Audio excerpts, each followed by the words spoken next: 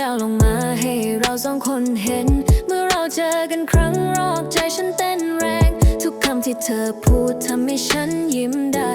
แค่เธอยิ้มเบาๆหัวใจฉันก็อุ่นแล้วแค่คุยกันนิดหน่อยฉันก็ตกหลุมรักเธอทันทีเราก้าวผ่านฤดูใบไม้ผลิเหมือนโลกหยุดหนุนเมื่อเธอในมือฉันทุกอย่างรู้สึกจริงทุกคำที่เธอพูดยังคงอยู่ในใจฉันไม่มีวันไหนที่มันจะหายไปฉันเคยคิดว่าเธอคือคนสุดท้ายหัวใจของฉันให้เธอหมดแล้วเธอบอกว่ารักแต่เรากลับต้องจากกันฤดูใบไม้ผลิมาเราก็พลัดพรากจากกันนึกถึงเธอทุกครั้งที่ใบไม้ผลิมาความรักของเราเคยส่งมองสวรรค์น้ำพระอาทิตย์ขึ้นไหมเธอยังจำคำที่เราสัญญาไว้ไหมเธอยังจำได้ขอให้กลับมารักกันอีกครั้งนึกถึงเธอทุกครั้งที่ใบไม้ผลิมาความรักของเราเคยส่งมองสวรรค์น้ำพระอาทิตย์ขึ้นไหม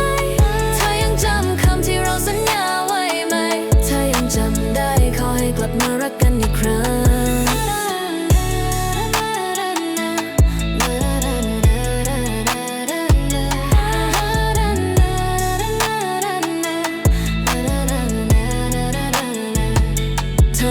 บนไหล่ฉันตอนที่ใจเธอเจ็บปวดฉันสัญญาว่าจะให้แสงแดดหลังฝนตกฉันกอดเธอไว้แล้วเช็ดน้ำตาให้บอกว่าจะรักเธอไปตลอดกาลจำได้ไหม